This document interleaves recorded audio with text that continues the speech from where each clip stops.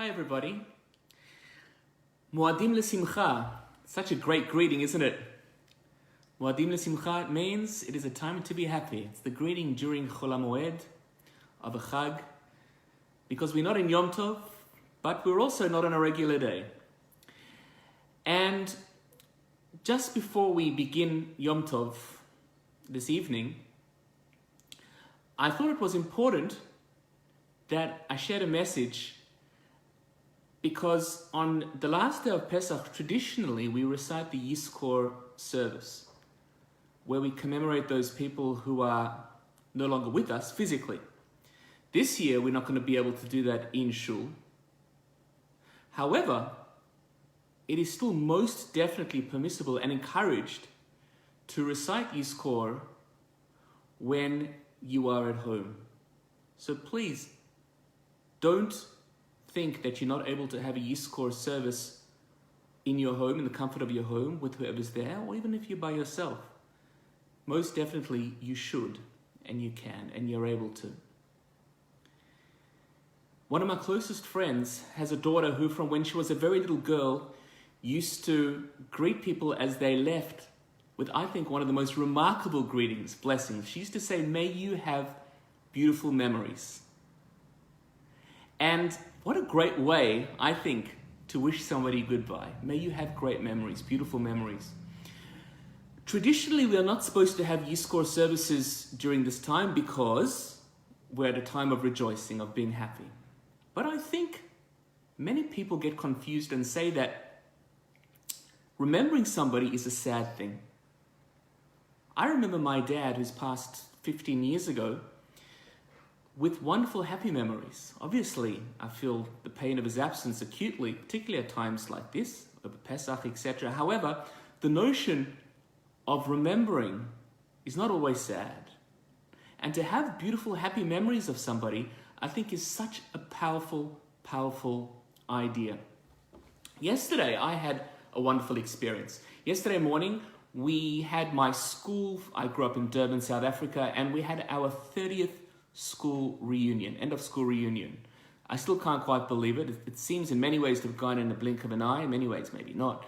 But one of the things I think that I felt so powerfully during that time, during yesterday's experience, was the remarkable ability for people's voices, anecdotes, narratives, etc., to conjure up memories that for a very long time had been forgotten. And many of those memories, in fact, most of them, were wonderful, happy memories. And it was for me a real blessing. The experience was a blessing. For many of us, we laughed, we missed people who were no longer with us, etc. But on the whole, it was the most incredible experience. And I'm really grateful for it.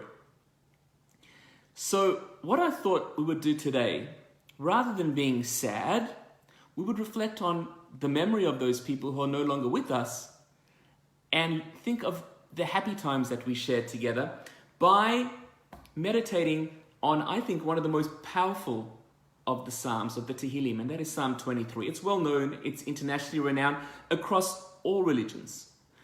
And many of you will know it as Psalm of David, the Lord is my shepherd, etc.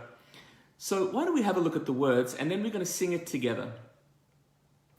The psalmist, King David, in the most beautiful of ways, describes his love of God by taking us on a journey. And he says, "The Lord is my shepherd, he guides me, and I will want for nothing." Where does he take me? Let's think, let's close our eyes for a second. He takes me through green pastures. Just picture those green pastures with the wind blowing through. He leads me through those still waters. Many of us have been on journeys that have taken us to beautiful places surrounded by water, by lakes, etc. And there's King David takes us to those places. He restores my soul through the power of those beautiful places, just for his name's sake. Yes, there are times where we are afraid. He leads us through the shadow of death, the valley of death. But I will not be afraid. Why? Because I know God, says King David, you are with me. Ata imadi. Shiftecha, your staff, comforts me. And your mantle comforts me. In the presence of my enemies, God prepares a table for me. Refuge. He anoints my head with oil, and my cup runs over. I have plenty, everything that I need, more so. I have blessings in abundance. Surely happiness and contentment and loving kindness will follow me all the days of my life. And I shall dwell in the house of the Lord forevermore. Forevermore doesn't just mean forever in this dimension. It means forevermore in all dimensions. Wherever we go, wherever our souls go after we depart. And that's what we're going to reflect on. Not sadness, but happiness. Let's take ourselves through King David's masterpiece, Psalm 23, Mizmor LeDavid. If you don't know the words, you can hum. You can just close your eyes. It's a time to be still, like the waters that King David describes. It's a time to be at peace and to dwell on those happy memories that we have. Mizmor LeDavid,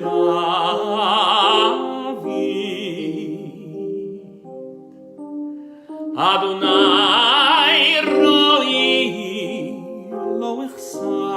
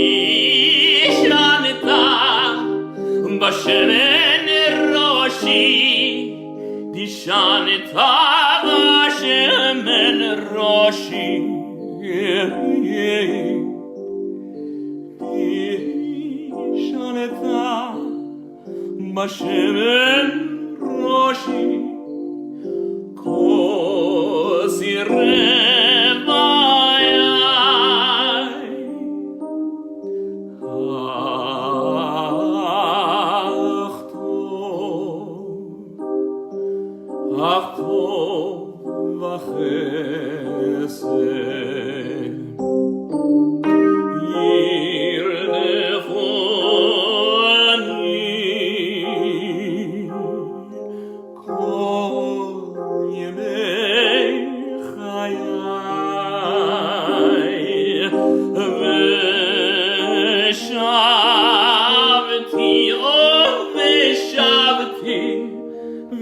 ושבתי בבית אדוני